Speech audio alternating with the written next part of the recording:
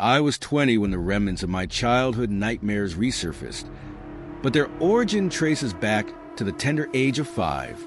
Every night between the ages of 5 and 9, an unrelenting dream haunted me, a vivid, bone-chilling vision that lingers in my mind, sending shivers down my spine even now. The dream always began with a deceptive calmness. I found myself nestled in the back seat of our family's old blue Chrysler, its upholstery worn yet familiar. My father was at the wheel, steering us toward the next town over. That town housed the swimming center, where I spent countless hours battling my asthma, striving to earn my swimming diploma. The center was a sanctuary for children like me, those with respiratory struggles, a place promising both respite and accomplishment.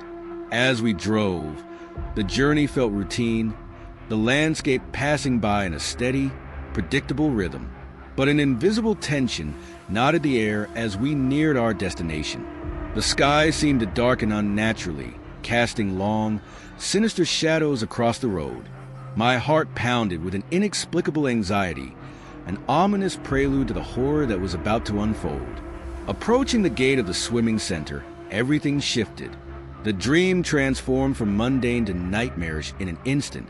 My eyes fixated on a scene so horrifyingly real that it seared itself into my memory.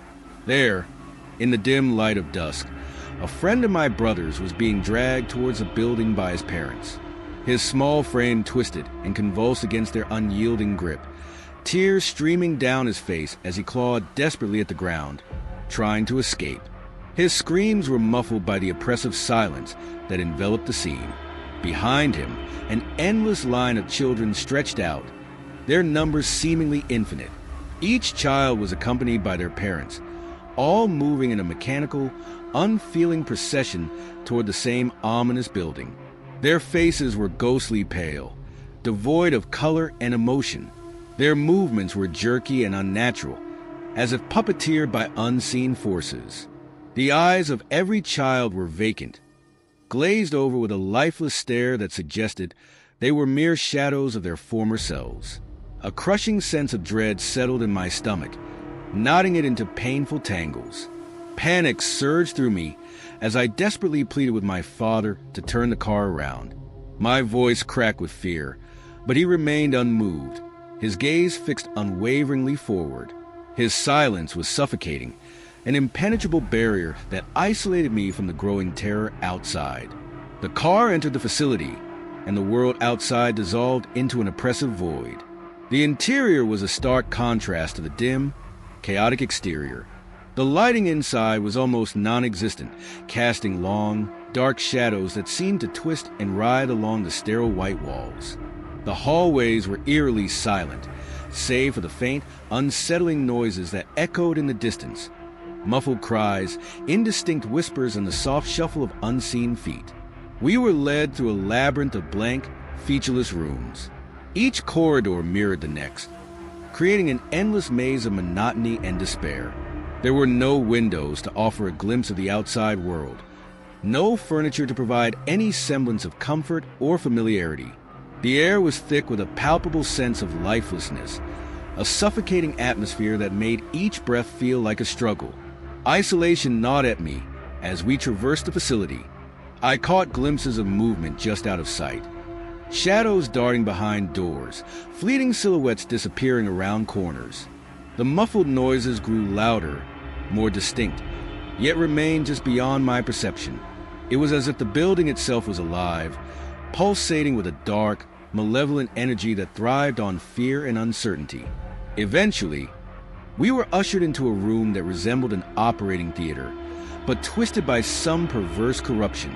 The room was shrouded in darkness, illuminated only by the sickly, flickering glow of dying light bulbs that hung precariously from the ceiling.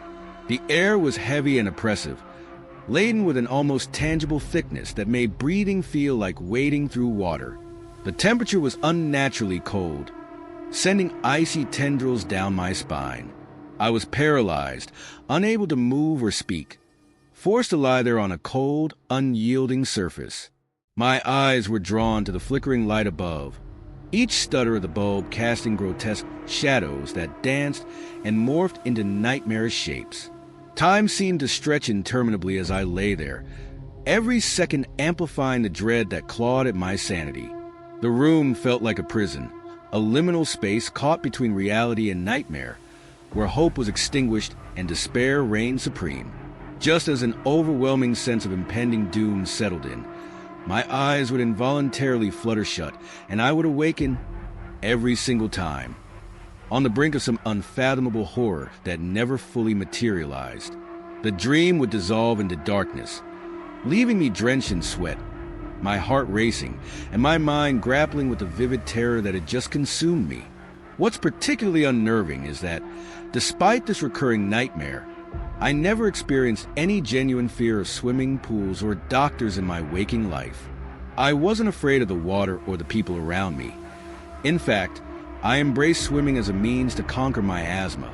The dream's relentless recurrence, with its precise replication of every detail, feels like a sinister memory embedded deep within my subconscious, one that I shouldn't be able to recall yet cannot escape. Even now, as an adult, the images remain sharply etched in my mind. The old blue Chrysler, the desperate cries of the children, the oppressive hallways, and the nightmarish operating room. They all linger, vivid and haunting. It feels as though I carry a fragment of that dark place within me, a shadow that follows me through the corridors of my daily life, whispering of something I shouldn't remember, yet do with unsettling clarity. I often lie awake at night, staring into the darkness, questioning the meaning behind these recurring visions. Were they mere figments of a troubled childhood mind, processing fears and anxieties in the only way it knew? Or was there something more sinister at play, a deeper, hidden layer of reality where shadows lurk and dreams bleed into the waking world? The questions echo in my mind, unanswered and persistent, much like the chilling memories that refuse to fade. The unseen terrors. The night was unnaturally quiet, a stillness that pressed against the walls of my room, making every creak and groan of the old house seem amplified. I lay in bed, the darkness around me thick and impenetrable, save for the faint glow of moonlight filtering through the curtains. My mind drifted back to those childhood dreams, the recurring nightmares that felt more like memories etched into my very being. I tried to push the images away, to dismiss them as remnants of a long-forgotten childhood fear, but they clung to me like shadows, refusing to be banished by the light of day. The blue Chrysler, our family car, had always been a symbol of normalcy, a vehicle that carried us to school, to the pool, to the occasional family outing. But in my dreams, it was a harbinger of dread, a vessel transporting me to a place where nightmares awaited.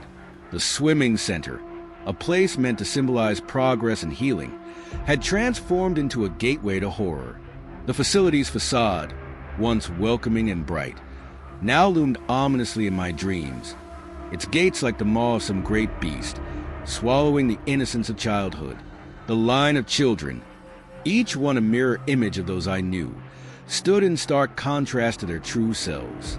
Their blank stares and lifeless movements hinted at a deeper, more malevolent force at work, something that stripped them of their identities and will. As I pondered the meaning behind these visions, a chill ran down my spine. Was there a connection between the swimming center and the darkness that haunted my dreams? Did that place hold secrets beyond its facade, hidden depths where nightmares took root and thrived? The thought gnawed at me, a persistent unease that I couldn't shake. Driven by a need for answers, I began to research the old blue Chrysler, the swimming center, and the town we used to visit. The more I dug, the more I uncovered a tapestry of stories and whispers that hinted at something sinister lurking beneath the surface of ordinary life. Tales of disappearances, unexplained phenomena, and shadows that move with a mind of their own began to surface, painting a picture of a place where reality and nightmare intertwined. The swimming center, it seemed, had a history shrouded in mystery.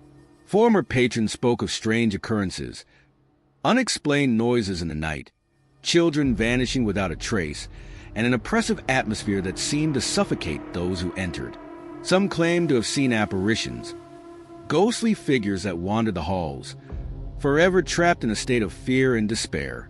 These accounts mirrored the scenes from my dreams, solidifying the connection between my nightmares and the dark legacy of the swimming center. Determined to uncover the truth, I decided to visit the town once more, to stand where my dreams had taken me and confront the shadows that had haunted me for so long. The journey felt heavy, the weight of the past pressing down on me as I drove the same route I had traversed in my dreams. The old blue Chrysler seemed to embody the essence of my quest, its presence a constant reminder of the horrors that awaited. As I approached the familiar gates of the swimming center, the atmosphere shifted. The sky was overcast, the clouds swirling in a tumultuous dance that cast an eerie light over the landscape. The gates loomed before me, just as they had in my dreams, but now they were silent witnesses to the passage of time. The air was thick with a sense of foreboding, the same oppressive feeling that had gripped me as a child. Stepping inside, I was immediately struck by the unchanged, sterile environment. The dim lighting and featureless walls remained, untouched by the passage of years. The hallways were empty, but the silence was broken by faint, almost imperceptible sounds, whispers that seemed to emanate from the very walls, cries that echoed in the vast, empty spaces. It was as if the facility itself was alive, pulsating with the remnants of past fears and forgotten screams. I wandered through the corridors, each step echoing in the emptiness. The rooms were as blank and featureless as in my dreams, yet the oppressive atmosphere felt even heavier, more suffocating. Memories from my childhood flooded back, moments of fear and desperation that I had long tried to bury, now resurfacing with a vengeance. The weight of those memories pressed down on me, making each breath a struggle against the darkness that threatened to engulf me. In the distance, I could hear the faint sound of movement, the shuffling of unseen footsteps that echoed through the halls. My heart raced as I followed the sound, drawn towards its source by a mix of fear and determination. The noise led me to the same room from my dreams, the twisted operating theater, bathed in the sickly glow of flickering lights. Standing before the door, I felt a surge of adrenaline and dread. The room seemed to pulse with a dark energy, the air thick with an unspoken menace. Gathering my courage, I pushed the door open and stepped inside, my senses assaulted by the oppressive atmosphere. The room was exactly as I had dreamed, darkened, cold, and suffocating. The flickering light overhead cast grotesque shadows that danced and twisted, playing tricks on my mind. In the center of the room stood a figure, indistinct and shadowy, yet undeniably present. It moved with a jerky, unnatural motion, reminiscent of the lifeless children in my dreams.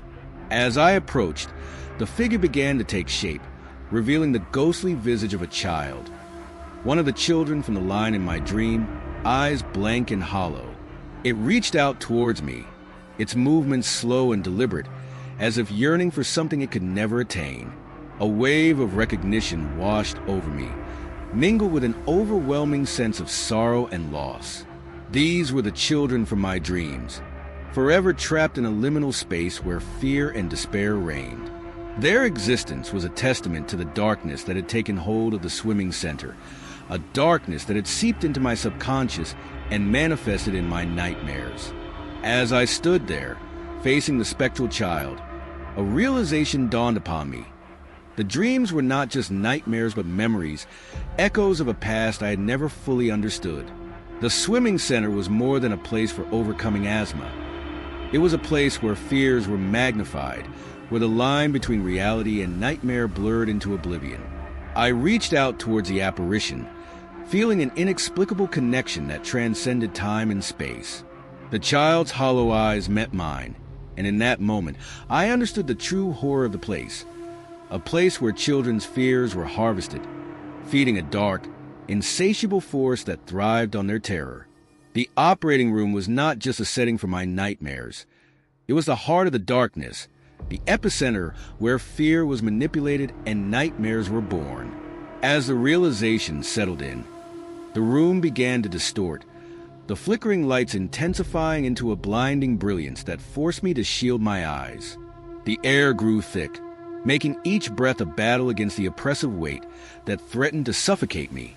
The spectral children surrounded me, their silent pleas echoing in my mind, a chorus of suffering that demanded acknowledgement. In a final, desperate effort, I focused my will, striving to break free from the nightmare that had bound me for so long. The connection between my waking life and the dream world began to weaken, the spectral figures fading as I summoned the strength to reclaim my reality. The room began to dissolve around me, the darkness lifting as I forced myself awake. I jolted upright in my bed, the remnants of the dream lingering like shadows at the edge of my vision. My heart pounded in my chest, and sweat dripped down my face, a testament to the intense fear I had just escaped. But the images remained, etched into my mind with an unshakable clarity. The blue Chrysler, the lifeless children, the oppressive hallways, and the nightmarish operating room, all symbols of a darkness that had once threatened to consume me. Determined to ensure that the nightmare would never reclaim me, I resolved to confront the lingering shadows of my past. I delved deeper into the history of the swimming center, uncovering truths that had been buried beneath layers of fear and silence. The facility had been built on land with a dark legacy, a place where secrets were kept hidden and fears were fed upon by an unseen force that thrived in the shadows. Armed with this knowledge, I sought out others who had been affected by the swimming center, forming a network of those who had experienced the same haunting dreams and inexplicable fears. Together, we worked to uncover the truth, to shine a light on the darkness that had plagued our lives for so long. Our efforts were met with resistance, whispers of warnings and threats that sought to keep the secrets buried. But our determination was unyielding, fueled by the shared trauma and the desire to put an end to the nightmares that had tormented us. As we delved deeper, we discovered that the swimming center was built upon ancient grounds, sites of rituals and sacrifices that had long since been forgotten by the modern world. The restless spirits of the past lingered, their anguish and fear feeding the darkness that now permeated the facility. The dreams were a manifestation of this lingering malevolence, a bridge between the living and the dead, where fear was both weapon and sustenance. With this newfound understanding, we devised a plan to confront the darkness head-on, to sever the ties that bound the spirits to the mortal realm, and to cleanse the swimming center of its malevolent energy.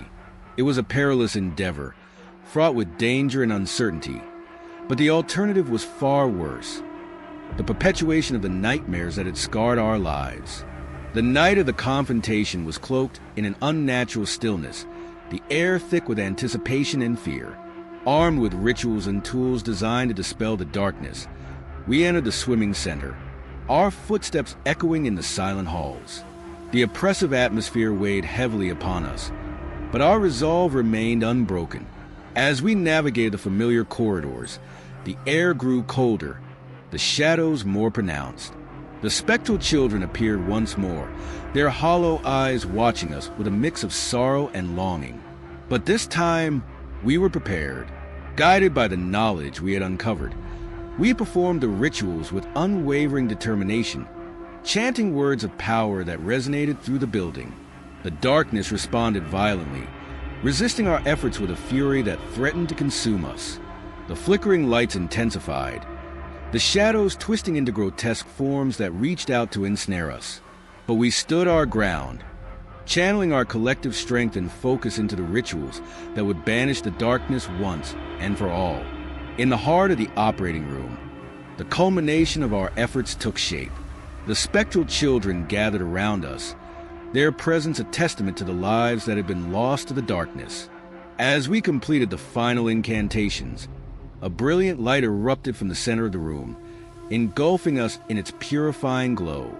The darkness screamed, a soundless wail that echoed through the halls, before dissipating into nothingness. The oppressive atmosphere lifted, replaced by a serene calmness that had been absent for so long. The spectral children faded, their faces now peaceful, free from the torment that had bound them for so long.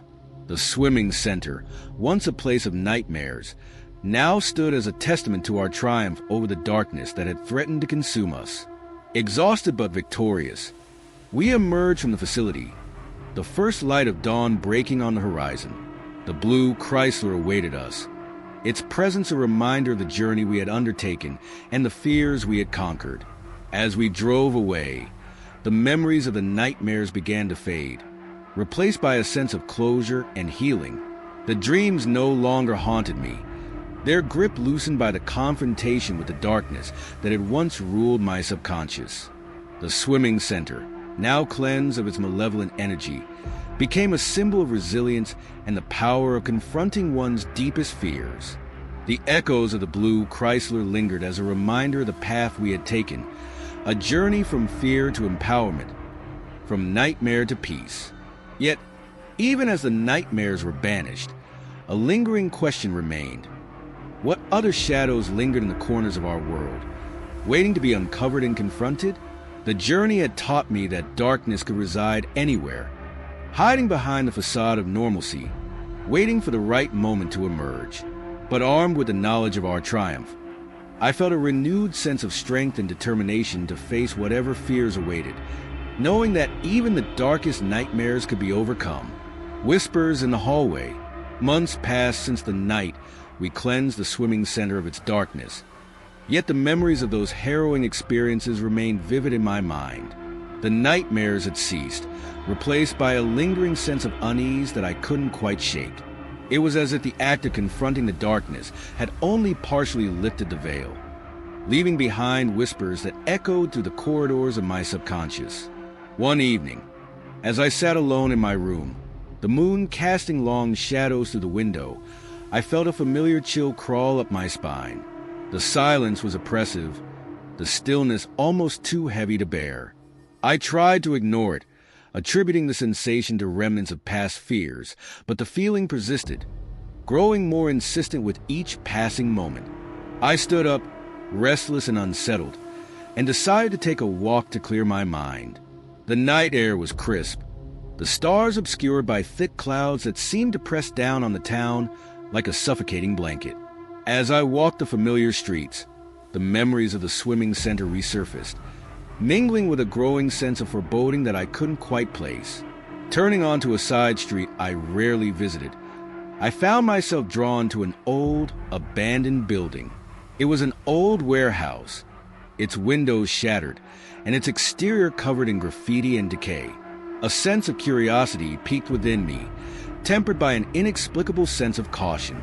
The whispers in my mind urged me to turn back, to retreat from the shadows that seemed to beckon me forward. But I couldn't resist the pull. Approaching the building, I noticed that the entrance was ajar, the door hanging loosely on its hinges. The darkness within seemed to swirl and pulse, a living entity that beckoned me inside. Taking a deep breath, I stepped into the void, the door slamming shut behind me with a force that echoed through the empty space. The interior was cloaked in darkness, the air thick with the scent of mildew and decay. My footsteps echoed in the vast, empty space, the sound bouncing off the walls and creating a disorienting rhythm that matched the beating of my anxious heart. As my eyes adjusted to the dim light, I could make out the remnants of what once might have been a bustling industrial space. Rusted machinery, broken shelving, and scattered debris that hinted at a forgotten past. But it wasn't the physical decay that unnerved me.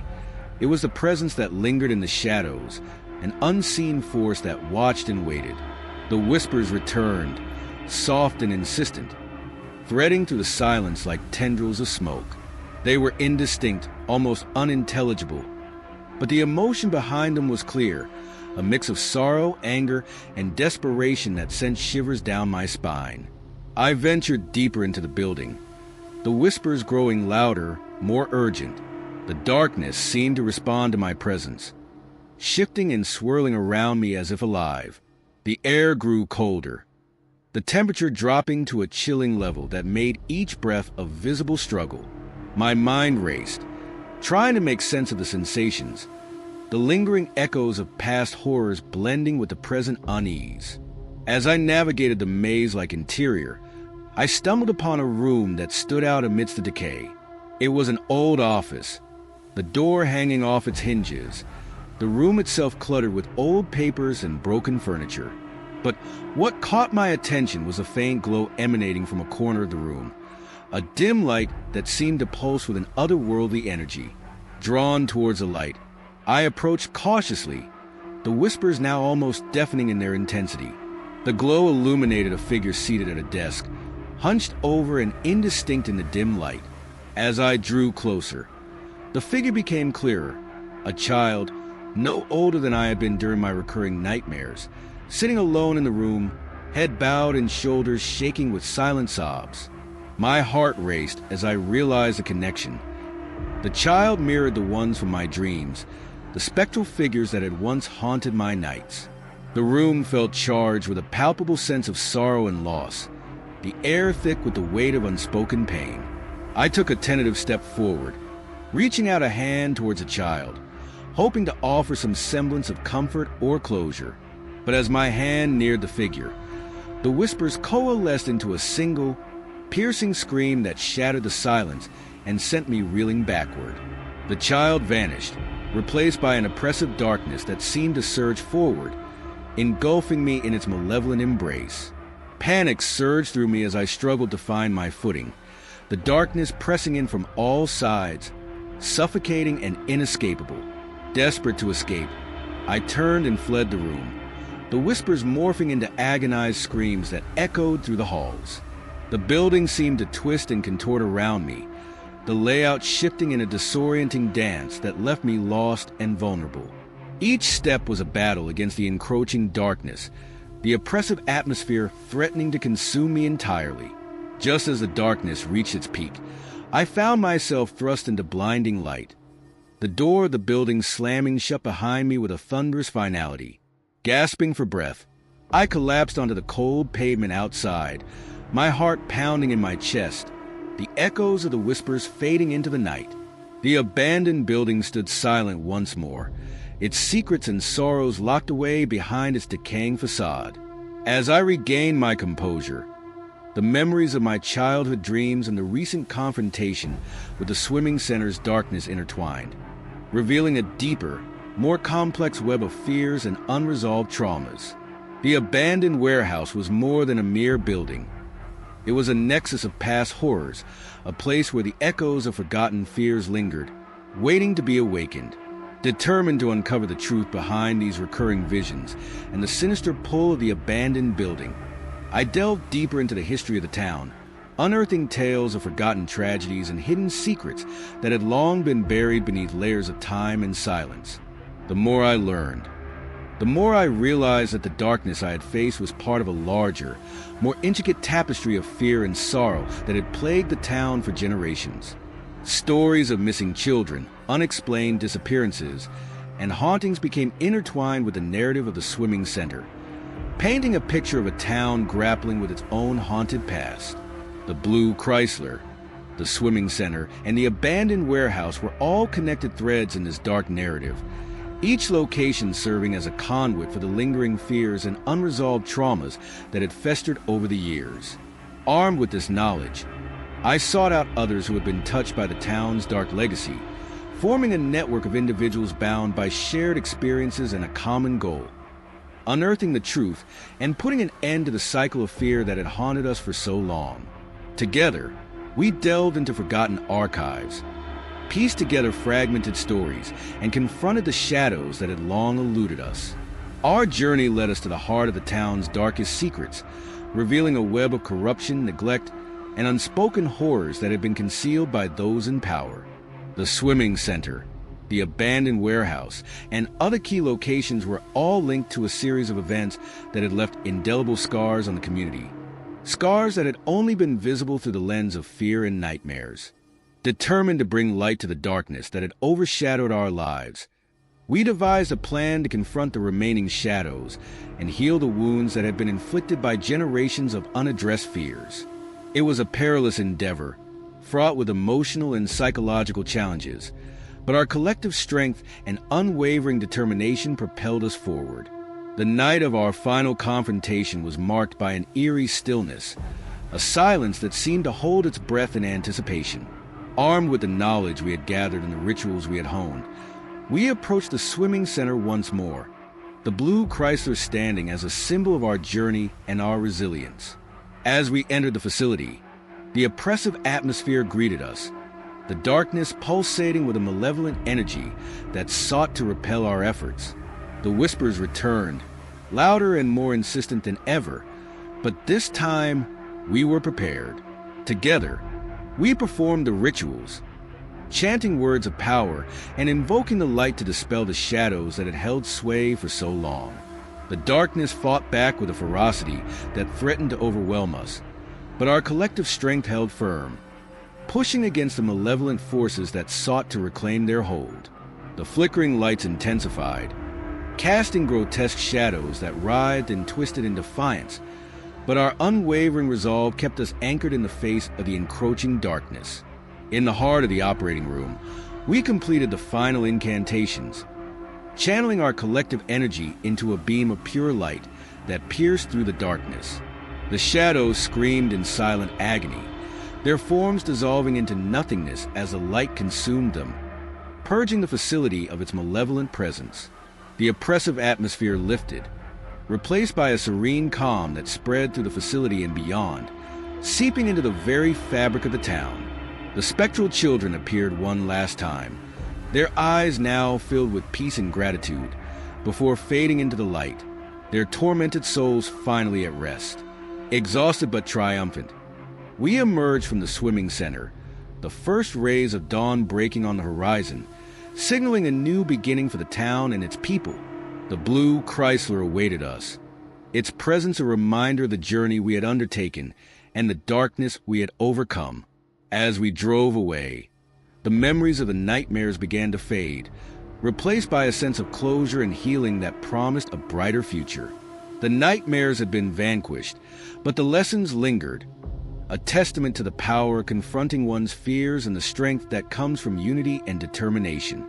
The echoes of the blue Chrysler and the whispers in the hallways served as reminders of the darkness that had been overcome and the light that now shone brightly, guiding us toward a future free from the shadows of the past. Yet, as the town began to heal and the memories of fear transformed into stories of resilience, a lingering question remained. What other shadows lay hidden, waiting to be discovered and confronted? The journey had taught me that darkness could reside anywhere, often masked by the mundane, waiting for the right moment to emerge. But with the knowledge of our triumph and the bonds we had forged, I felt a renewed sense of strength and purpose, ready to face whatever fears awaited, knowing that even the darkest nightmares could be overcome with courage and unity. Shadows unveiled. Years passed since the night we cleansed the swimming center and the abandoned warehouse of their darkness, yet the echoes of those harrowing experiences continued to reverberate through my life. The town, once shrouded in fear and silence, had begun to heal, its scars fading under the light of truth and resilience. But peace is often fragile, and the shadows that linger refuse to be entirely forgotten. One autumn evening, as the leaves turned fiery hues and the air grew crisp, I found myself revisiting the swimming center, now repurposed as a community center. The transformation was remarkable. Bright, welcoming spaces replaced the once oppressive corridors, laughter and chatter filling the air where silence had once reigned. It was a testament to the town's ability to reclaim and repurpose spaces once tainted by darkness. Yet, as I walked through the now vibrant halls, a nagging sense of unease settled in my chest. The memories of the past whispered through the walls, a subtle reminder that darkness can never be fully eradicated, only kept at bay.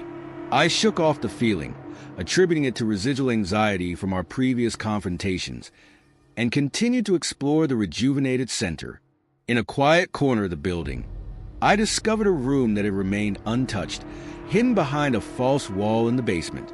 Intrigued, I approached cautiously, the door slightly ajar, revealing only darkness within. The whispers began anew, soft and insistent, threading through the silence like spectral fingers pulling me toward the hidden room. Driven by a mix of curiosity and an inexplicable compulsion, I pushed open the door and stepped inside.